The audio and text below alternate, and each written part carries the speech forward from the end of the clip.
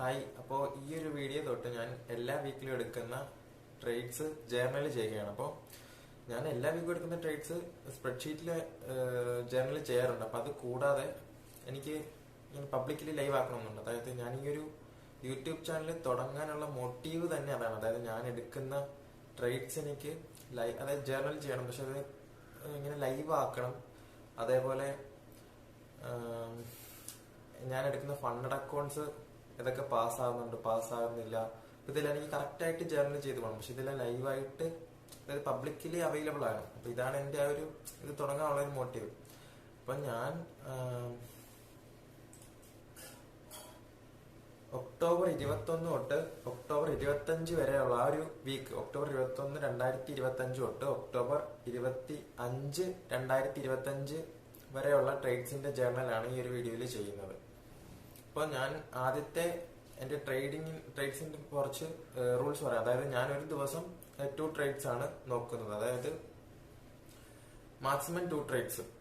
ഞാൻ എന്തായാലും 2 ട്രേഡ്സ് എടുത്തിരിക്കും. അതായത് എന്റെ സെറ്റപ്പ് വന്നു കഴിഞ്ഞാൽ ഞാൻ എന്തായാലും 2 ട്രേഡ് എടുത്തിരിക്കും. അപ്പൊ അതിപ്പോ ആദ്യത്തെ SL അടിച്ചാലും ഞാൻ രണ്ടാമത്തെ ട്രേഡ് എടുക്കും, ആദ്യത്തെ TP അടിച്ചാലും ഞാൻ രണ്ടാമത്തെ ട്രേഡ് എടുക്കും. പിന്നെ ചില ദിവസം ഒരു ദിവസം ഒരു സെറ്റപ്പ് മാത്രമേ വരാറുള്ളൂ. അങ്ങനെയുള്ള ദിവസം ഞാൻ ഒരു ട്രേഡ് മാത്രമേ എടുക്കാറുള്ളൂ. പിന്നെ ചില ദിവസം സെറ്റപ്പായി കിട്ടാറില്ല. അങ്ങനെ ഇപ്പൊ ആ ഒരു സമയത്ത് ഞാൻ ട്രേഡ് എടുക്കാറില്ല. അപ്പം ഇതാണ് എന്റെ ട്രേഡിങ്ങിന്റെ ആ ഒരു റൂള്. പിന്നെ ഇപ്പൊ നമുക്ക് ട്രേഡിംഗ് ജേർണലിലേക്ക് പോകണം. അതിനു മുമ്പ് ഞാനിത് ഓൾറെഡി എടുത്ത ട്രേഡാണ്. അപ്പൊ എനിക്ക് ആ ഒരു അതായത് ട്രേഡ് എടുത്ത സമയത്ത് റെക്കോർഡ് ചെയ്യാൻ പറ്റിയില്ല. അപ്പൊ റെക്കോർഡ് ചെയ്യാൻ പറ്റാത്തതുകൊണ്ട് ഞാനിപ്പോ എടുത്ത ട്രേഡ്സ് ജസ്റ്റ് റീപ്ലേ ചെയ്ത് കാണിക്കുകയാണ്. അപ്പൊ അത് എനിക്ക് ആ ഒരു സമയത്ത് എന്തായാലും റെക്കോർഡ് ചെയ്യാനുള്ള ഒരു സാഹചര്യമില്ല. അതായത് ചിലപ്പോൾ ഞാൻ കോളേജിൽ ഇരിക്കുമ്പോഴായിരിക്കും ട്രേഡ് എടുക്കുന്നത്, ചിലപ്പോൾ ഇങ്ങനെ സൊമാറ്റോ ഓടാൻ പോകുമ്പോഴോ അങ്ങനെ ആ ഒരു ടൈമിലൊക്കെ. അപ്പൊ എനിക്ക് കറക്റ്റ് ആയിട്ട് റെക്കോർഡ് ചെയ്യാൻ പറ്റത്തില്ല. അപ്പൊ അത് കാരണമാണ് ഞാൻ ഇപ്പൊ അത് റീപ്ലേ ചെയ്ത് കാണിക്കുന്നത്.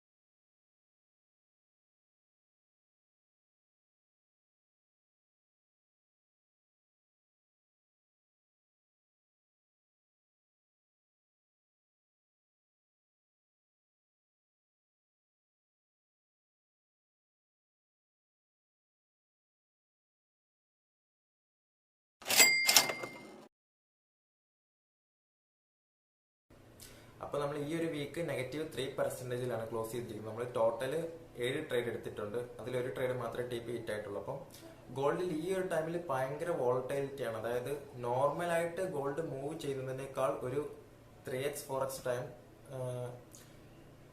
ഗോൾഡ് ഭയങ്കരമായിട്ട് മൂവ് ചെയ്തോണ്ടിരിക്കും. അതായത് നോർമലായിട്ട് ഗോൾഡിന്റെ ഒരു ക്യാൻഡിൽ എന്നൊക്കെ പറയുമ്പോൾ ചിലപ്പോൾ $12 $18 ആ ഒരു റേഞ്ചിലായിരിക്കും വരുന്നത്. പക്ഷെ ഇതിപ്പോ $20, $30, $50 ആ ഒരു സൈസിലാണ് ഇപ്പം ഗോൾഡിന്റെ ഒരു ക്യാൻഡിലൊക്കെ വരുന്നത്, ആവറേജ് ക്യാൻഡിൽ വരുന്നത്. അപ്പൊ എനിക്ക് ഈ ഒരു നേച്ചറിൽ എന്റെ സ്റ്റോപ്പ് ലോസ് ഭയങ്കര ചെറുതാണ്. അതായത് ഈ ഒരു നേച്ചർ വെച്ച് കമ്പയർ ചെയ്യുമ്പോൾ എന്റെ സ്റ്റോപ്പ് ലോസ് ഭയങ്കര ചെറുതാണ്. അപ്പം മിക്കപ്പോഴും ഗോൾഡിന്റെ സ്റ്റോപ്പ് ലോസ് ഹിറ്റ് ആക്കിയാണ് പോകുന്നത്.